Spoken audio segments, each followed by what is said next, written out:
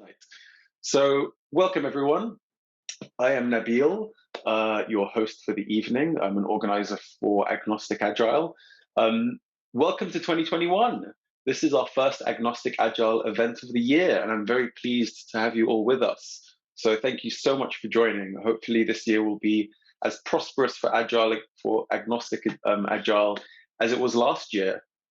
We ended last year with a few Agnostic Agile conferences. So we had 4 conferences in 4 different time zones across the world. I hope some of you got to join them. They were fantastic. It was a real accomplishment to see Agnostic Agile, not just in meetup form, but in conference form and really go global. But tonight we're back to our roots. We're back to a lovely meetup event with our what used to be local community that's now becoming a very global community. So yeah, for those new to Agnostic Agile, just very quickly about what it is, because I know we have some first timers joining. Agnostic Agile is essentially a set of principles that helps us understand that agility is not about one framework or another framework. It's about meeting the client's needs and doing what's in their best interest, and recognizing that one size doesn't fit all, and recognizing that we may need to tailor our approach based on our client's context and circumstances. So it's not about dogmatism, it's not about let's use Scrum for everything. It's not about Scrum at scale is better than safe. Here at Agnostic Agile, we understand all of these frameworks are just tools in our Agile toolbox, and we use them in the appropriate situations. So that's what Agnostic Agile is all about. It's about using the right tool or the right framework for the right job in the right context. And yeah, we treat all frameworks the same, all methods the same. And we just try to be as agnostic as possible with our approach. And that usually leads to better client outcomes and definitely better client satisfaction. So that was a bit about the group. That was my introduction. We have Ryan and Laura with us today. They're going to be talking about teamwork based on a really fascinating book by Patrick Lencioni. So I'm really looking forward to this one. I've read a summary of the book and I loved it. So I'm really looking forward to hearing how Ryan and Lauren have incorporated the book into their work. So without further ado, Ryan and Laura, please take it away. Cool. Let's get the screen share. That one. No. That one. Yeah. Good spot. All right. Hopefully everyone can see the first slide. Yep. Yep. Okay. Cool. Well, thanks for having us, and thanks to everyone for coming. Our talk's titled Maximising Teamwork in Delivering Software Products. We should take about 40, maybe 45, and hopefully 40 minutes, and then we'll go into discussion. Before we get started, we should introduce ourselves at least a little bit. So I'm Ryan. I'm the guy on the left, not the guy on the right.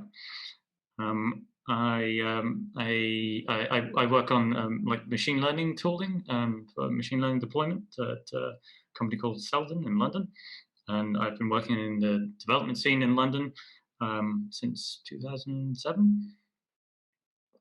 Hi, I'm Laura. I work for hotels.com as a product manager, and yeah, I've been in London since 2008, so 12 years working across financial services and e-commerce. And anyone worried about us breaking lockdown rules, no need to panic, because we're married, we live together, so we're all above board.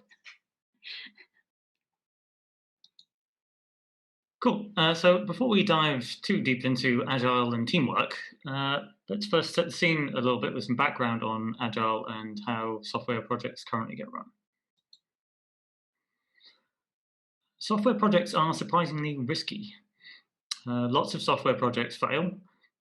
There can be lots of reasons for this, and it's not all about the delivery methodology. But there's pretty good data showing that the waterfall methodology has special challenges that add to the risk of failure. So if we think about waterfall, one of the biggest risks with it is that you don't get feedback until quite late in the day.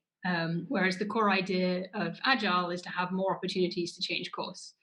You keep delivering something to keep getting feedback, and that feedback tells you whether or not you're heading in the right direction. So mistakes can get discovered much earlier. Now, Agile had a really big wave of adoption where lots of big companies decided to switch to using Agile. Specifically, Scrum really was the one that took off. Lots of people who were project managers suddenly became Scrum Masters. Then, after a year or so of excitement and stand-ups everywhere, there followed the realization that projects really weren't that much better.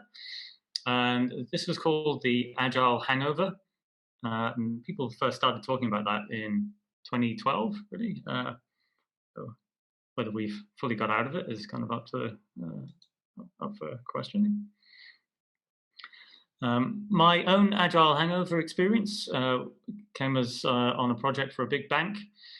Prior to that, I'd mostly done waterfall projects. The project was the first time I'd seen Scrum done on a really big project of hundreds of people. I had high hopes, and I ended up being really surprised at just how badly everything was going on that project. Everyone was working overtime, but getting new features out was a massive struggle. There was just a stream of mishaps and disputes. In my previous work, I'd mostly been part of these waterfall projects, and I'd been advocating for Agile. But then, my experience on this particular Scrum project was actually much more painful than the waterfall projects I'd worked on. So it helped me to realize that methodology is only part of the picture of how a team interacts and comes together to deliver software. And my bad experience is at a previous company. I worked on a reverse engineering project, which was looking to replace a third-party product with something in-house. And the project started out as waterfall, but after about 9 months, maybe a year, it was deemed that the project was taking too long, costing too much, and that we didn't have enough workable code to use. So the company decided to fix this by switching to Agile. And this is where I started working on the project. But the project didn't really get any better because requirements documents still had a business requirement style. They were still documents, not stories, albeit they were broken into slightly smaller chunks. The developers didn't really have an idea of how the whole project fitted together. And we still had a lot of code that didn't work in harmony together. So in sum, we didn't really have a product. And in retrospect, the failure was in having and communicating a coherent vision.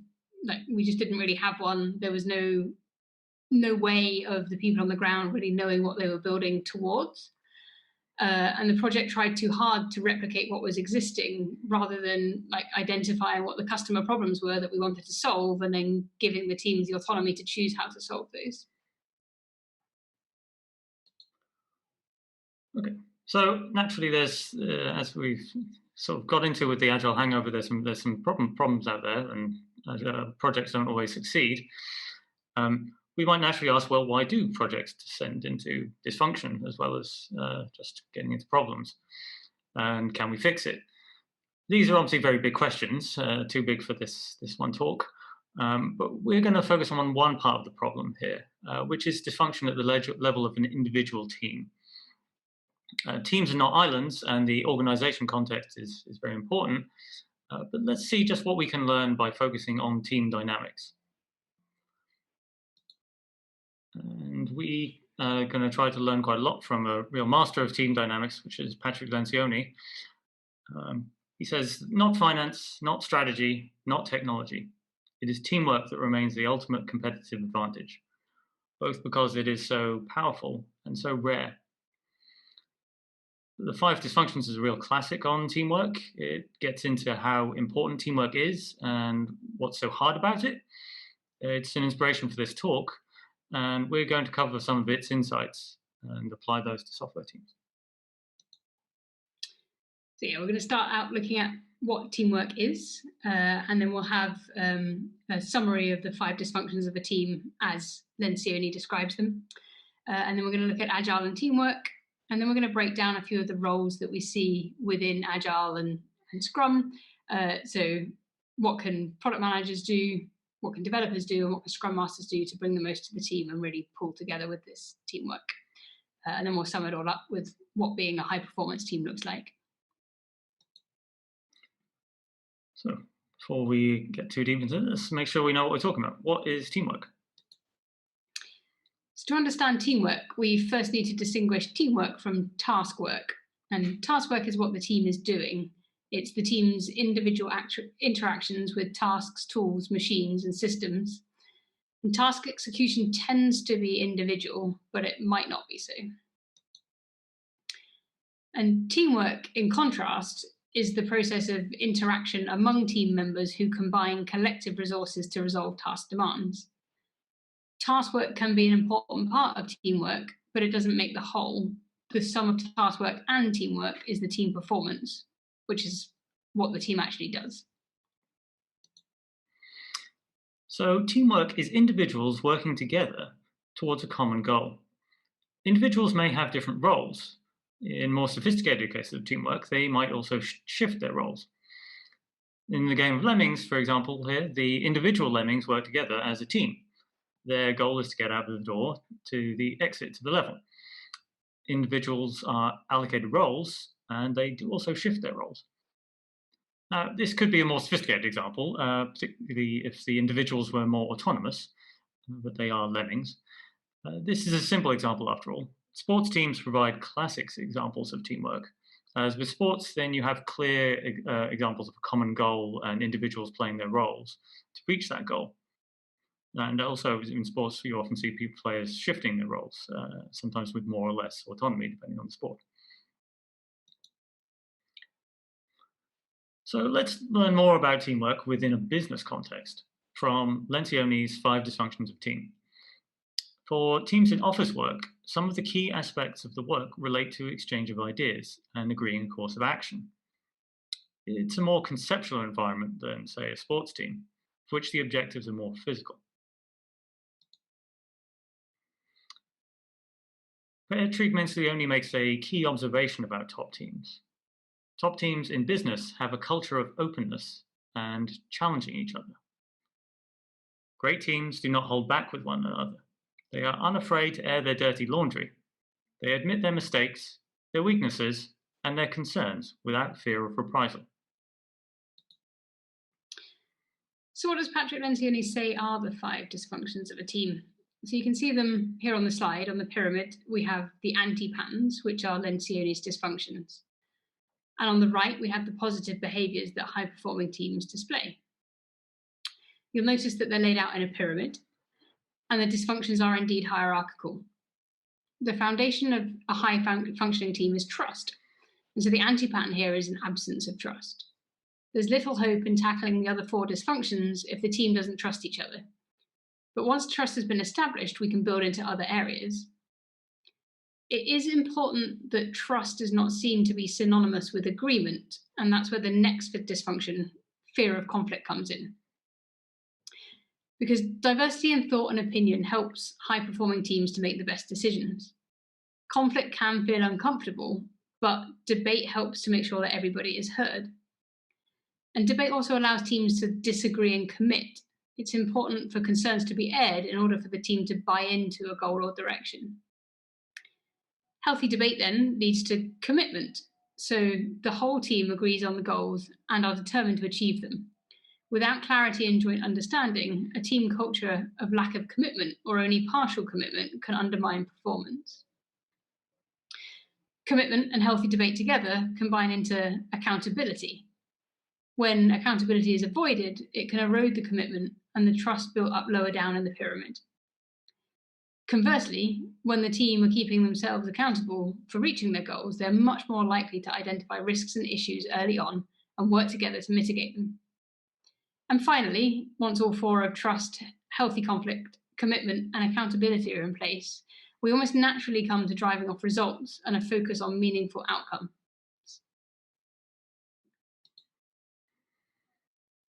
Trust is knowing that when a team member does push you, they're doing it because they care about the team.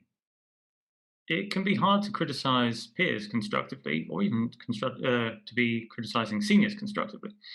It's subtle.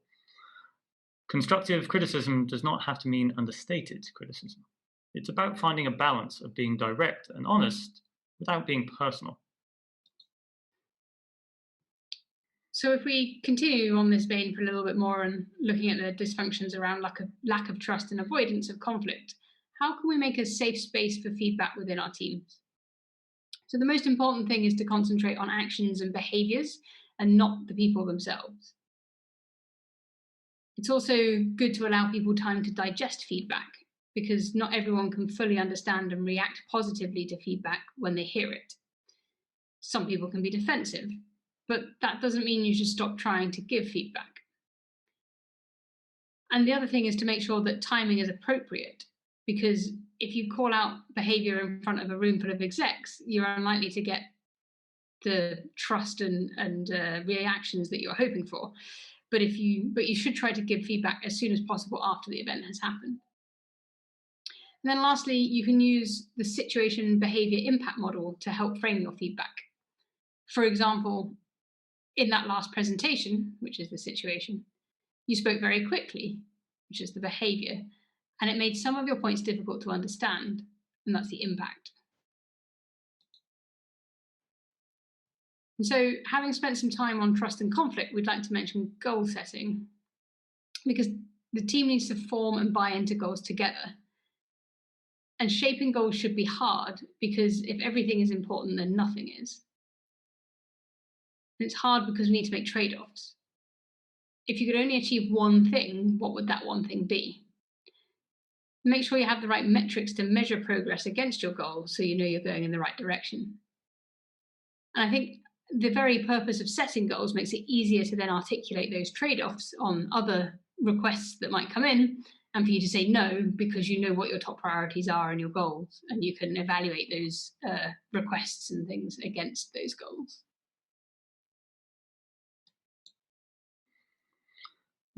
These things can sound a little bit easy when you see them as bullet points or see them as bullet points on slides, or hear me reading them as bullet points on slides. But it's really not. Particularly as that foundation in trust can take time to build, and it can get shaken. The team has to recognize the right culture, that culture of openness and collective decision-making and open disagreement that results in commitment. But yeah, the team has to recognize that culture and also police itself to maintain that culture. So let's apply Lencioni's ideas now to agile software development. So as we shared earlier in the presentation, data shows that agile practices lead to better project outcomes, but agile itself doesn't guarantee good teamwork. Agiles, and in our examples here, we're talking specifically about Scrum, has frameworks that can help with good teamwork. Sprints help with goal setting and measurement towards those outcomes at the top of the pyramid. The events such as sprint planning and especially retros allow the team space to voice those issues and encourage feedback. With the right amount of trust and feedback, there's a lot of opportunity for plan, do, study, and act or adjust cycles. However, there is a danger of just going through the motions, and these events alone don't create a top-performing team.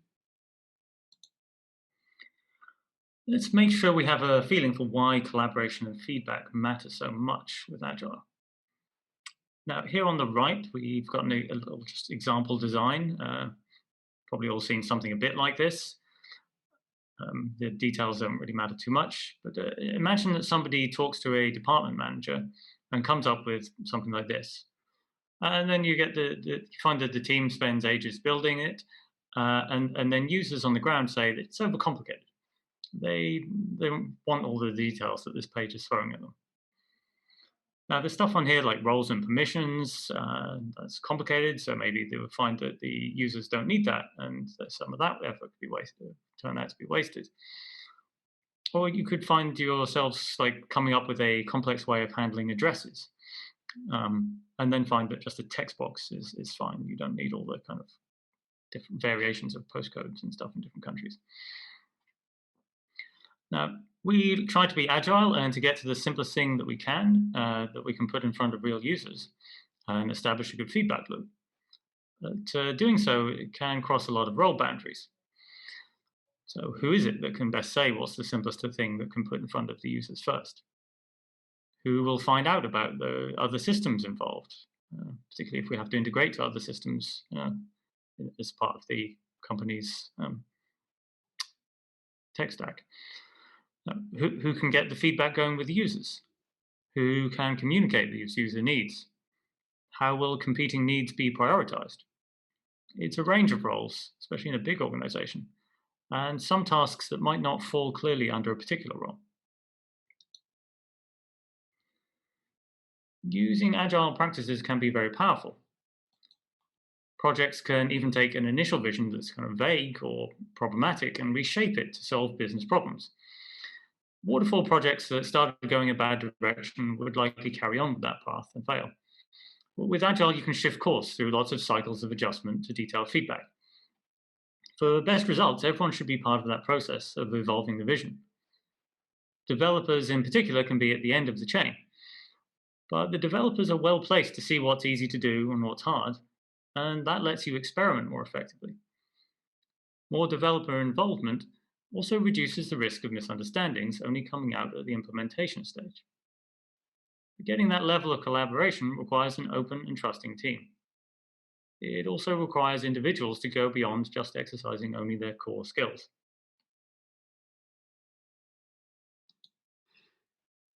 Within agile teams, we have roles that promote specialization. Specialization is an enabler, but it can also lead to camps and us and them divisions. And these divisions can undermine teamwork. And here we've got a quote that says, specialization allows us to handle ever-growing complexity, but the benefits of specialization can only be fully realized if the silos that it creates can be connected effectively. So let's talk a little bit about these roles and how they're separated. I think everyone knows the roles we've got on this slide here. One of the first, they're possibly one of the first things that people think about when it comes to Agile, together with backlogs and stand-ups and story points. Sometimes people forget that none of that's in the Agile manifesto. It's mostly just suggested by the Scrum Guide. Self-organizing means that the team shapes itself to meet the problems. But what can happen instead is roles become regimented and collaboration breaks down. People fixate on process and numbers, and it becomes about rate of delivering features rather than delivering the right thing. This can happen quite a lot, and some of the Agile founders have called it fake Agile or dark Scrum. And we've used this depiction here because it's kind of depicting dark Scrum or fake Agile by showing the roles in a very sharply defined way. For example, here only the product owner talks to stakeholders. Even the Scrum Guide doesn't say that. Of course, we're deliberately caricaturing in this diagram, but you can also find these kinds of barriers getting erected in the real world. The regimentation of Agile can happen quite easily, as the teamwork required for good Agile is quite delicate. So what we'll do next is see what biases each role falls into and what the barriers commonly look like. As a result, we'll be better placed to break down those barriers. Our aim in this presentation is not to understand the specific causes of fake Agile or dark Scrum. So we're not going to talk about bad cultures or top-down organizations. That's a whole big topic in itself. We can probably point to some stuff at the end. In this presentation, we're going to try to explain how easy it is for people to get pigeonholed into narrower interpretations of their roles. People can even be inclined to pigeonhole themselves because we fall into biases through specialization. So we're going to explain the characteristic behaviors of these biases and see how to correct for them. The diagram makes it clear that the product manager is a bridge to stakeholders. And the product manager is a focal point for vision setting. So that's a good place to start with the product managers. So the product vision is the team's problem. The product vision is important. It helps to set goals and it helps to get the whole team to understand what they're working towards. But it should not all be on the product manager to communicate the context and vision. This comes into the commitment and accountability dysfunctions we saw earlier. The whole team needs to feel committed for the vision to be delivered. And the product vision is a living thing, not a one-time presentation that then gets forgotten. Prioritization decisions should go back to the vision to ensure that you're building towards the right goals. Likewise, customers' problems are the team's problems. I'm hopeful that the product vision is partly a result of studying customer problems. And product managers need to make sure that adequate time and discussion is allowed so that the whole team understand and empathize with customer problems. And depending on your context and what you're working in, that could be, time to actually talk to customers, or it could be watching videos of user experience labs, or even just looking at analysis that you have on how customers use the particular part of your product that you're looking at. And if we think about that quote from earlier, if you don't know what problem you're trying to solve, how will you know if you've been successful? So the development team should not be a feature factory, and need to get the team to really feel the customer's perspective and then listen and incorporate those ideas. And really also we should avoid lazy problem statements. This meme on the left is kind of one of my favorite product manager memes, because it's so easy to fall into the trap of going through the motions of writing a story, but not actually pushing for the customer problem. Like, if you're a product manager and you want something, you're not anywhere close to describing why you're doing the thing that you should be doing and what the customer problem is underneath it. So why do you really need that feature? What is it that is being delivered? And while I'm talking about user stories, I'd like to take a moment to think about assumptions, because it's important to also consider communication between the product managers, product designers, if you've got them, and developers. How do you make sure that the assumptions about the requirements are explicit? A source of tension between product and tech can be then what is delivered doesn't meet the requirements, except it does meet the requirements, just not the extra assumptions that went between the lines of the requirements and weren't written in the ticket or discussed in planning. One way to solve this can be to include examples and mock-ups in the stories and planning meetings.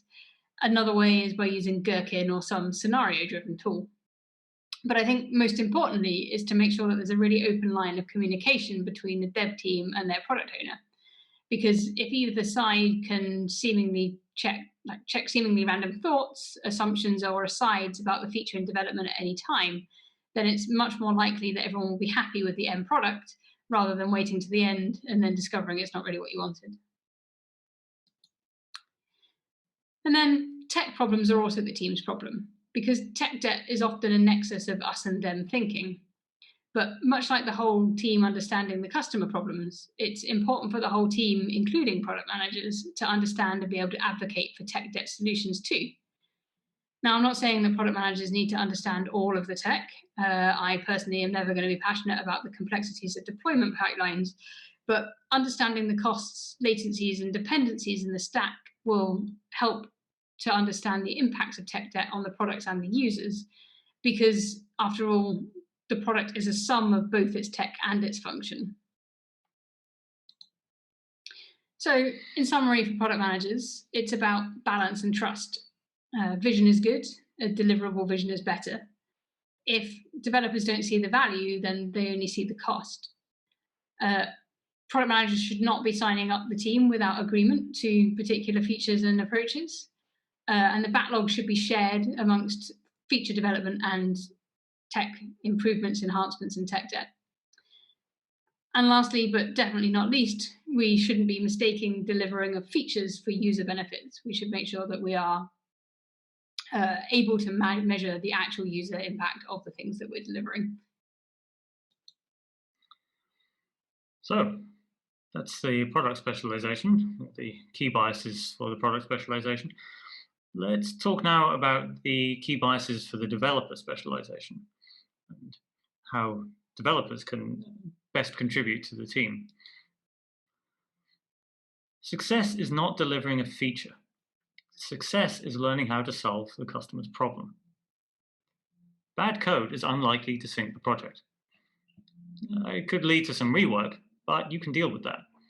Delivering features that don't solve the business problem is much more likely to sink the whole project.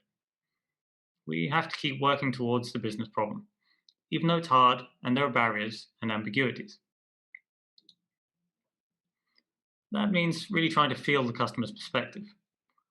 This picture here on the right is a stereotype, but there's a lot behind these kind of stereotype divisions. There is a temptation for management to measure development teams by quantity of output, and for developers to judge themselves by quantity too. It's tempting to focus on code delivered as though that were productivity. It's more tangible and more focused on the developer's core skills than figuring out how to structure features to work best for the users. This doesn't mean that developers need to be business analysts or product managers.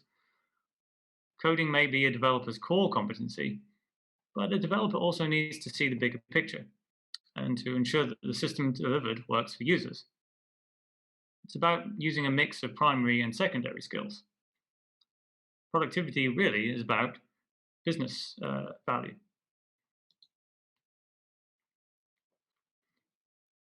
Now, getting feedback means dealing with ambiguity and experimenting. We have to put stuff out there that may not last. That means that the first iteration may not be perfect and may get rewritten. This can be hard for developers because that code is their baby. But it doesn't have to be that way, though. It's a matter of perspective. And if we focus a bit more on the why, in the broader context, then we can achieve a different perspective. Let's touch a little bit on estimation. Estimation can be a delicate area that can lead to conflict and division. Even with planning poker, there still tends to be a need for long-term planning. And wise to bear in mind Douglas Hofstadter's law that it always takes longer than you expect, even if you take Hofstadter's law into account. When it comes to estimation, it has to be okay for things to overrun. And it has to be okay to ask why, and okay to apologize for not anticipating something.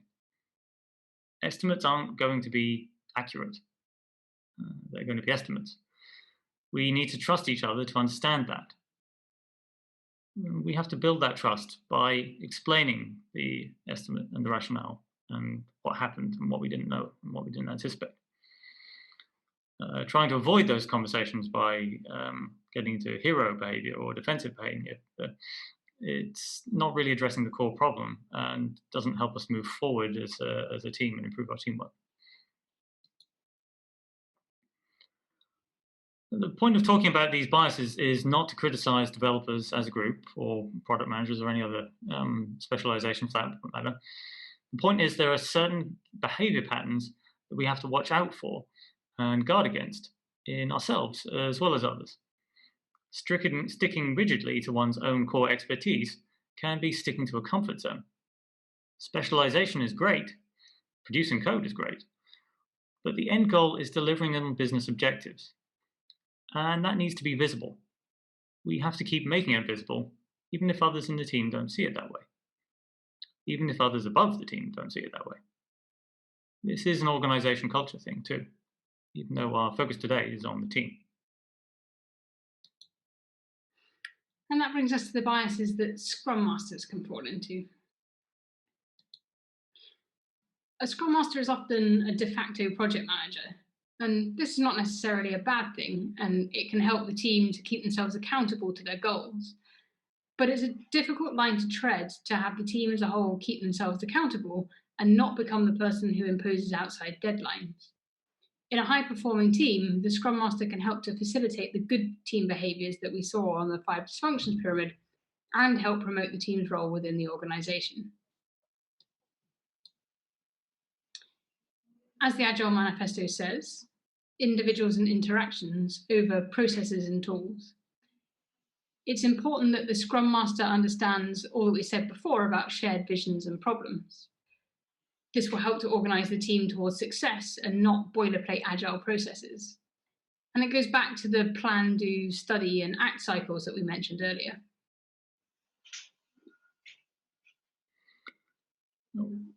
We don't want the Scrum Masters to become a kind of Scrum police or Agile coaches for that matter, enforcing the laws of Scrum or laws of Agile.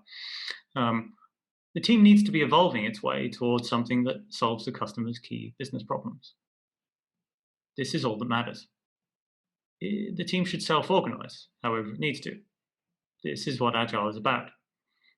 Regimentation is what has annoyed the manifesto signatories about fake Agile.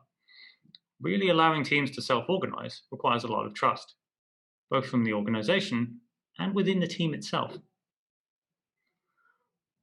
Now, that trust is, as I said, difficult to build, and defensive behaviors can undermine that trust.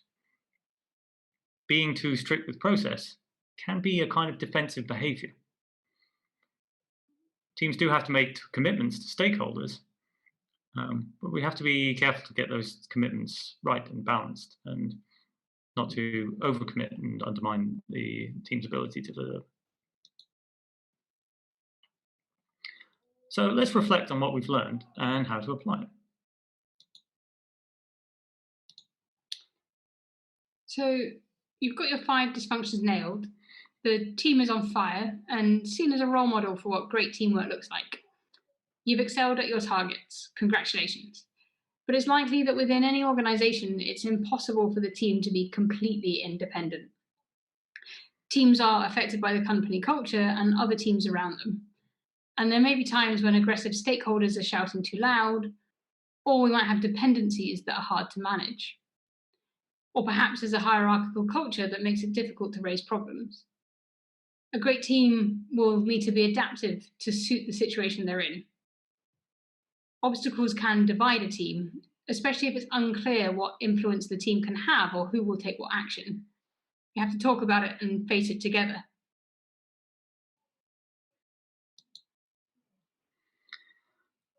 So let's come back to what we've learned from Lencioni about how hard teamwork is. Building the trust to debate openly without getting defensive is challenging. That trust does have to be built. We also have to learn to be on the losing side of an argument and accept that and move on. A top team will be constantly moving on and challenging each other on the next point. That's hard work and is part of why great teamwork is rare. Good Agile is also hard work and can require us to fight some of our own instincts.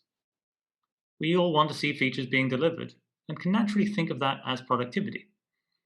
Churning out features is more tangible than really tackling unstructured business problems. We're all more comfortable exercising our core skills than thinking on our feet. That's not to say this is all about individuals and comfort zones. The drivers for bad teamwork can be bigger than the team. It can come down to bad organizational structure. But teams can fall into self-limiting behaviors even without organizational factors holding them back. Tackling ambiguity and working outside our main competencies is hard. We have to keep challenging ourselves and challenging our colleagues and trusting our colleagues to see why we're pushing them. So, in conclusion, success requires committing to a vision. People can't buy in without empowerment and teamwork. And the foundation of teamwork is trust. Specialization is good, but it creates barriers that we can hide behind. We have to be comfortable challenging each other in order to overcome those barriers. So, thanks for listening, and thought we'd give a last word of the presentation to Patrick Lencioni. Like so many other aspects of life, teamwork comes down to mastering a set of behaviors that are at once theoretically uncomplicated, but extremely difficult to put into practice day after day. Yeah, I see we've got some chat comments. Awesome. Thank you so much, guys. That was a lovely note to end on. Quick round of applause. I'm going to do it. If anyone wants to unmute and do it. Normally, obviously, in person, it's a lot easier, but thank you so much, Ryan and Laura. Thank you. Awesome. Guys, if you have any questions, I believe Ryan and Laura have time to answer a few. So does anyone have a question? Use the chat. I'm also encouraging you guys to unmute and ask a question. That is very much encouraged as well. If not, we can use the chat system and read it out from there. So let's just give it a minute to see if anyone has any questions. Hello, I have a question. For a new team, let's say that it is built as a new team quite soon, in 1 month or something like that. What should we do to create this team feeling between the new members of the team? Or should we do some exercises, or just require them to work as like a team? Because something that you said in the presentation is the trust, and how can we have trust between the team members?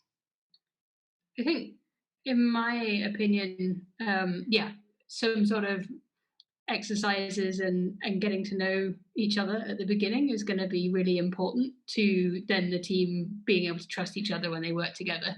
And that's way more difficult in these virtual times, assuming that you're working virtually, than it is when you're in person. But I think there's still things you can do. So, just knowing a little bit more about each other as individuals and people, I think that can help to, build that empathy, which is the start of trust. It's difficult to trust someone if you don't empathize with them and you don't kind of understand a bit about their perspectives. And there are loads of exercises on the internet for stuff like we've done one with a new team where we took pictures out of our windows and then explained what we could see, and it gave everyone a little bit, a picture of our desk, a picture of what was outside, gave people a bit more context about who they were and what they were working on. I've seen another good one done, I haven't done it myself, where you kind of take pictures of your shoes, so it's like a whole whose shoes am I in, but as a talking point. Other things that have worked really well for me when working with virtual distributed teams, because quite often work with people in India, people in Hungary, people in London, people in the US, is kind of structured time to just get to know each other and not talk about work. So we've done that in the past with fika times. Fika is the Swedish coffee break, which is supposed to be like coffee and cake, but literally you just have time, half an hour to take time out. And it's awkward to begin with if you've got people who aren't used to doing these things. And luckily, the first time I experienced it, I worked with an amazing Scrum Master Agile coach who he could just ride the waves of awkwardness and keep probing people to talk. And by the end of it, it was, we were much closer as a team than we were at the beginning. Other ways I've seen it with groups of developers who don't like talking to each other that much is online games. So there's quite a lot of different online games. I mean, you've done Among Us with your team, and but other board games, whatever, Pictionary, whatever kind of floats the team's boat, just to kind of break down those barriers and have a little bit more of that sort of understanding of who each other are. So that's kind of from a getting to know each other point of view. The other thing I would really encourage is setting the scene of what they're going to be working on. So if they're a new team, how do you get them, what is the vision? Why have they been brought together? What is the thing that they're going to be working on? Why is it important? And to give them space to ask those questions and really kind of contribute to that as well, because that's going to be setting up that dynamic that you want between everybody to really understand it, and not just like give them a backlog and be like, here you go, off you go, deliver. Because that's not going to help. Sorry, I just talked for a really long time. Do you have anything else? So I guess one thing that came to mind is there's this whole there's a model of team development that goes through these phases, like storming and then norming and performing. And to me, this kind of storming phase is the one that's like, people look at that diagram like, I don't want that. But you need to go through that, right? Because that's the phase where everyone's figuring out what they're trying to do and what the objectives are, and where the individuals fit within that, and how everyone can play with the maximum role. I guess that's not really. Thank you so much. Awesome. Any other questions?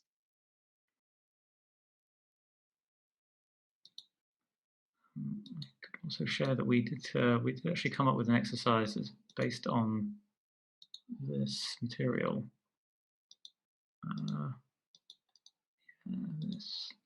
Perhaps I should put it on my.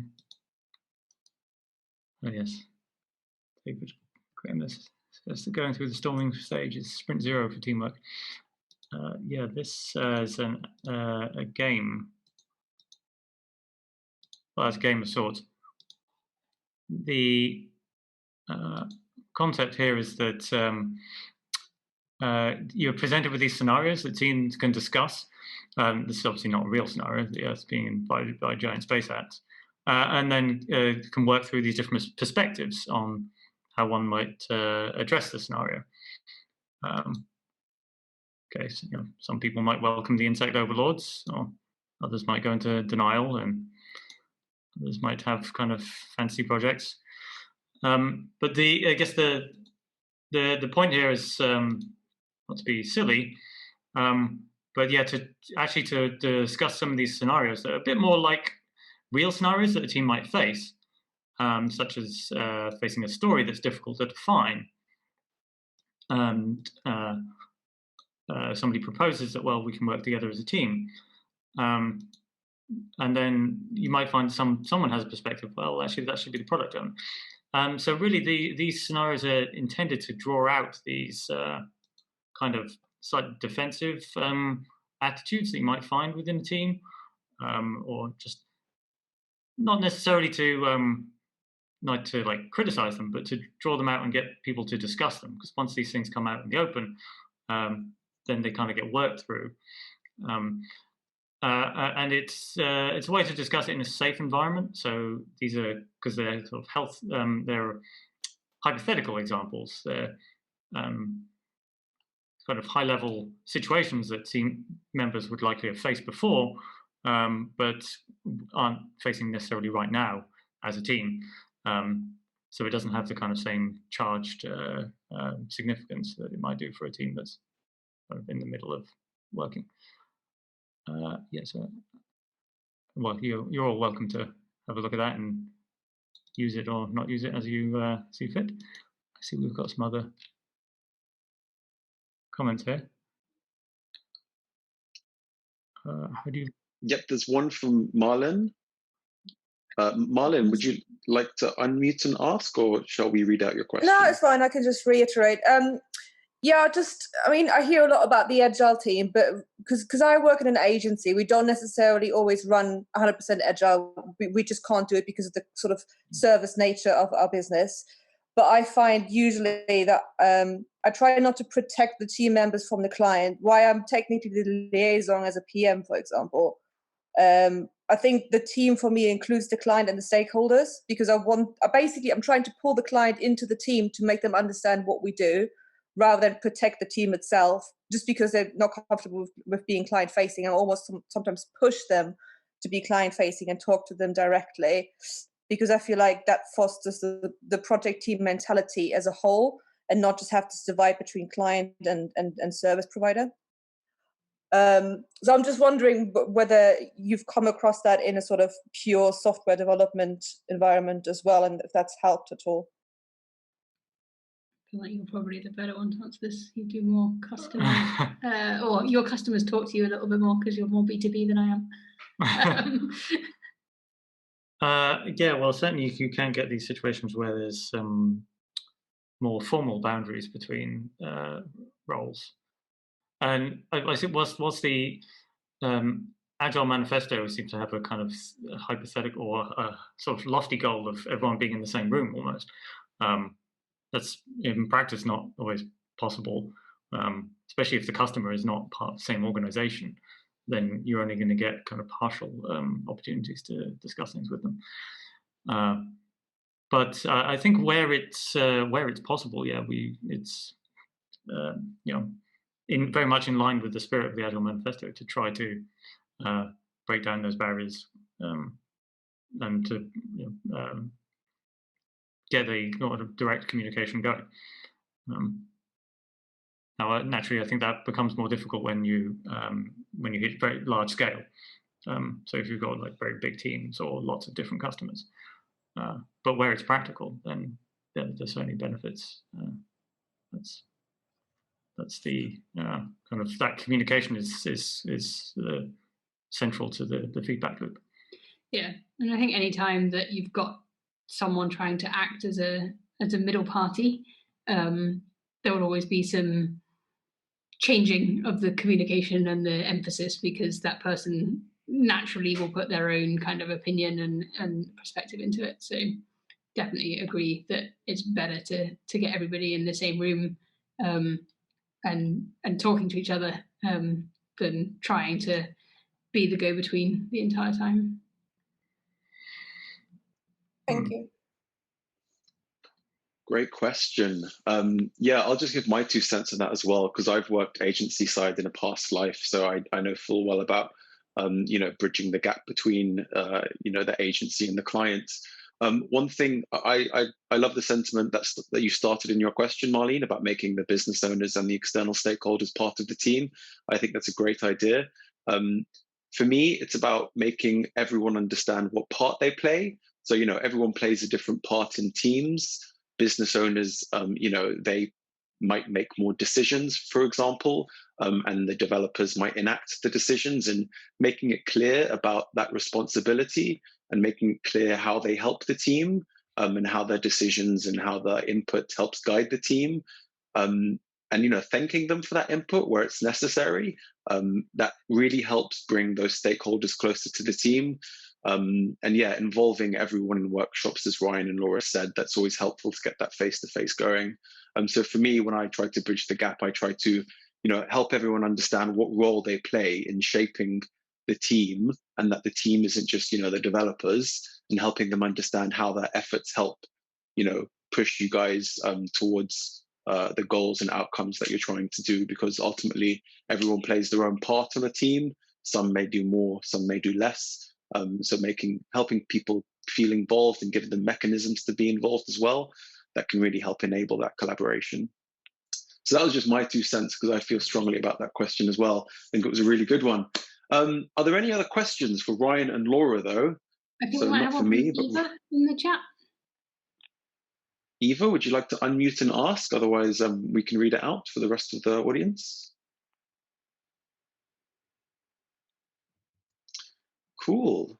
The question from Eva is, Ryan and Laura, in your experience, what's your best method for encouraging the accountability trait in a great team?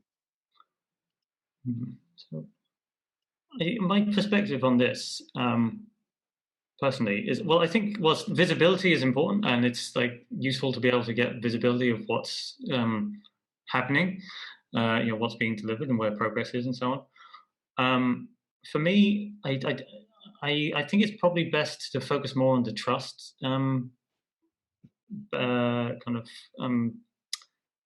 trait. That's the foundation. And once you've got the trust, and you've got people debating openly and buying into a vision, then one would expect the accountability trait to kind of follow more naturally. That if it doesn't, then there's something else wrong, is the way I see it. That it's best not to start from accountability. It's best to, I'm not saying the question meant that, but I think it's best to start from that trust and vision. And one would expect, I'm inclined to expect accountability sort of flow naturally. It might not necessarily, the team will find its own ways to find itself accountable. I think it's about setting the right goals, actually, because I think if you're looking at setting the right goals that everyone is agreed to and behind, then people want to deliver on those goals, because I think everyone likes to be able to get to the end of whatever iteration it is, if it's a quarter, if it's a sprint, if it's something else, and say, oh, yeah, we actually did what we set out to do, and we've achieved X, Y, and Z.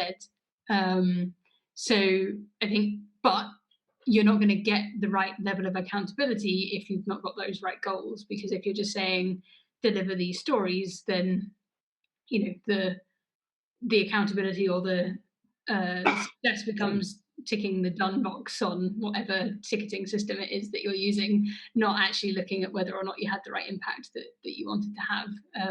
So yeah, I think explaining the goals, agreeing the goals together, really setting out that vision and trust. That's how I would drive that accountability. And actually, I've seen, I've seen teams get really, really into solving the customer problems when they really understand it. So. Amazing. Thank you for the answer. We've got another one from David around reviewing the team's T skills. David, would you like to elaborate on that, or? Yeah, sure. Sorry, I was mute. A couple of questions before came up about trust and kind of building relationships within the team. One of the things is T skills, and I'm sure you guys know, but T skills is about a level of what you can do, what your specialized skill is versus what your cross-functional skills are. So I was wondering, how often you use that, you evaluate that with your teams, as well as just pairing. Obviously, you guys know what pairing is. To kind of bring them together, to get the team gelling a little bit more. So there's kind of some thoughts there. What are your thoughts? What, is there anything in particular you have in mind as a mechanism of evaluating the? Oh, well, when I bring a team together, what I'll do is obviously identify their core skills, but then I'll do a list of cross-functional skills. So for instance, hey, you know what? Product manager's out, but you know what? I can work with the team to write some stories, right? Or I can flesh them out. The key tester is out. Hey, product manager can do some of the testing there. So it's really sharing those those skills that anyone can do. So those are horizontal skills, right? So that's what I'm trying to ferret out, if you like, from you guys. Personally, I've never done that formally. So I've never sat down and with the team said, what is it that we're looking for that we need to fill? And it's more been organic that, I'm going on holiday, who's going to cover this, who's going to take that. We have done some in the past on we had a rotating Scrum role in Scrum Master role in one of my previous teams, and that one was a little bit more kind of rotated, but that was kind of more because the developers didn't always like doing it. So we sort of it was there to hold us accountable, make sure the same person didn't end up doing it over and over again. But I'm not sure that's really what you're asking. I think with some people this can be more of a kind of growth conversation, that it can be like, oh, if there's opportunities for me to be able to do these things that I don't often do, then that would be something they're interested in. Yeah, those are good answers. Yeah. Awesome. I feel like you had two questions, didn't you? Or you had pairing. So pairing's along the same lines. If it's XP is about getting developers together, but what I like to do is get team members together, regardless of what their skill set is, and especially new team members. When you want to get team members in, someone had mentioned about bringing new team members in, just have them sit with another team member. See what they do. Ask questions. For maybe that if you're doing sprints, through a certain time. Have them work with different individuals, and they'll get to know them, and they'll get to understand their skills, and they'll also get to learn the product or the software applications that they're working on. So the question is really, do you facilitate that? Do you have your teams do something along those lines? Just in my experience, it's one of the, I have to say, one of the best ways that I've seen when people get together and start encouraging each other and building that trust and learning about the product that they're working on. Yeah, I definitely encourage new members of the team to be pairing up with individuals for, and wide individuals as well. It's something, when I'm trying to get my head around a new product or a new area, it's always making sure that you spend time with everybody who works on that in order to understand it fully and not just the person that you're taking a particular role from. Yeah. Certainly, what you were just talking about brings to mind to me more that one of the big things I feel like has been lost with the pandemic is that you can't just bump into people in the kitchen anymore and have these unplanned conversations where you realize that actually you're both working on something related, or there's some connection that you hadn't seen because you don't normally work right next to that person.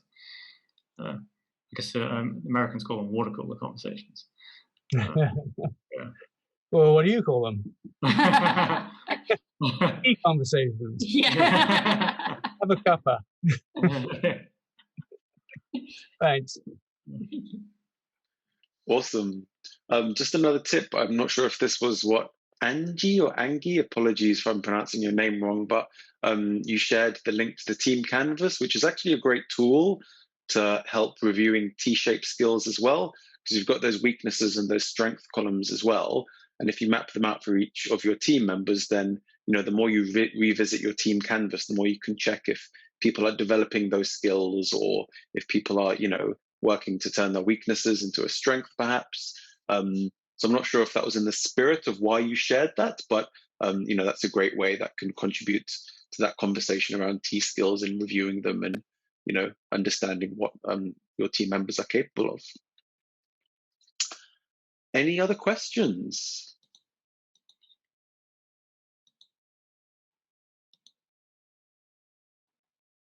Give it a couple more seconds for any last questions. Awesome. Okay. Ryan, Laura, sorry, I wanted to ask thank a question. you so much. Sorry, my mic was Oh, on mute. God, you had to wait till I started talking. Go ahead. Go ahead. You're muted. Because your background's so awesome.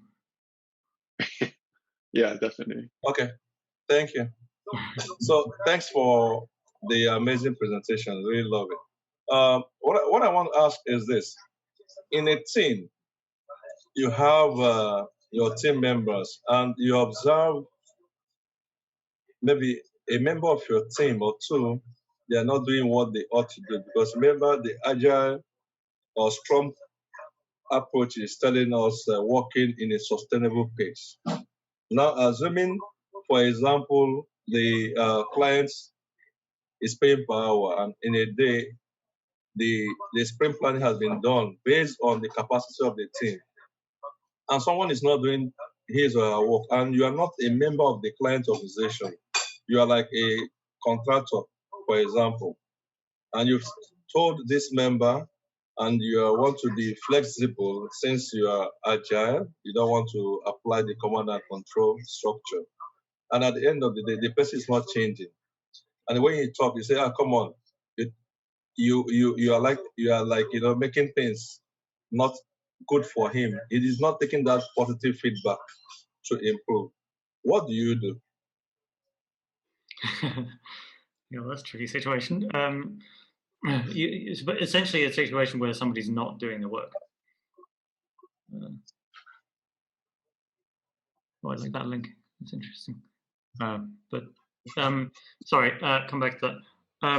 Somebody's not doing the work. Well, I guess that's not really not a great situation for anyone. I mean, presumably, if somebody's not doing the work, then it's not good for them either. I mean, it's they're not getting the satisfaction that they would from their job. They're not sort of challenging themselves and having the satisfaction of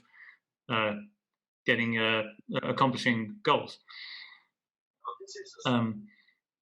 So presumably there's some issue there, but the difficulty is getting visibility of it. Yeah. Go back to some of the stuff that Dave was saying just now around pairing, and see if there's a way that you can pair the people who are not doing the stuff that you would expect with the people who are, and see if you can kind of cross-pollinate within the team the good behaviors that you're looking to encourage. Because it might be that they're not performing because they're finding it more difficult than they thought they were going to, or there might be blockers that they can't articulate particularly well. And if you pair them with someone who is stronger at those other, both stronger within the team as delivery, but also has some of those other skills that might help to uncover why, I think that could probably be more helpful than just, having conversations around do it more, do it faster. Not that I'm suggesting that's what you're doing, but encouragement and building that kind of team dynamic rather than singling them out. Yeah, and to add to that, I would say, thank you. Open with the person, like, okay, what can I do to help you? Like, just kind of ask sometimes an open-ended question. More often than not, a casual conversation might kind of be leading to what the issue is, or the person just wants to kind of fool around. It's once, twice, you will know the pattern, and then to kind of, if you have a contact with the client, like a client manager who you report to or coordinate to, it's just going to be very slow. But yeah, just a good conversation with the development manager or anybody might help. And sometimes the team members themselves kind of notice it, right? Oh, we have slowed down. What's the cause of the issue?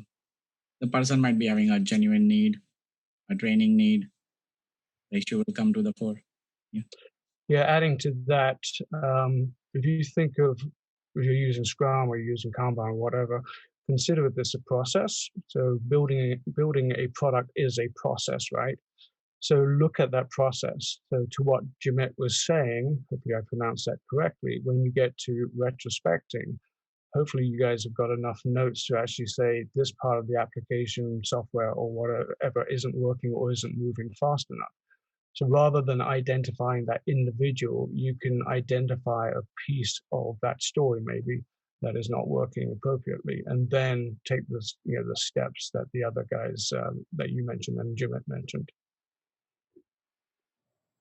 Right, Jimette? Yeah. Thank you. Thank you. Yeah, I appreciate the feedback. Thank you.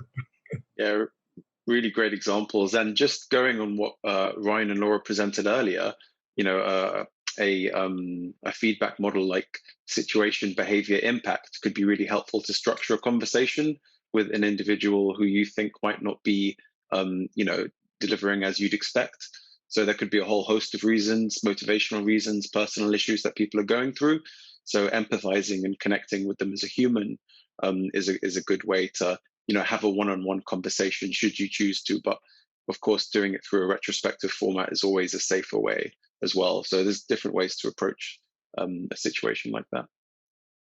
Or you could fire them. That always worked for me in the past. I'm joking. Thank you very much. So that's where to definitely don't listen to my advice. This is a psychological game stuff from Agile people. I think it's very good for guys to use within teams. You can explore. Thank you. Awesome. I'll check out that link. Thank you. Awesome. Thank you, Alberto. With love from Nigeria. Amazing. And, any other questions, guys?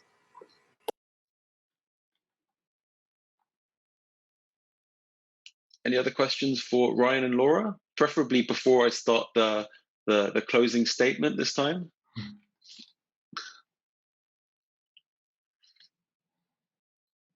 Okay. Looks like we're done. Ryan, Laura, thank you so much for a fascinating talk. It was lovely to learn about your perspective on teamwork. And, I loved the examples from Lencioni that you brought in that really helped add a lovely narrative to your presentation. Guys, thank you so much. Audience, the questions were amazing. Thank you. I loved the conversation at the end. That was lovely. Reminded me a bit of the in-person events when we would mingle afterwards and chat about various topics. So that was great to replicate. Thank you so much for joining. I appreciate, it's getting late here in the UK at least, and maybe other time zones it might be even later. So thank you so much for, carving out your evening. And yeah, Ryan, Laura, thank you again for a great talk, and hopefully see you all at the next event.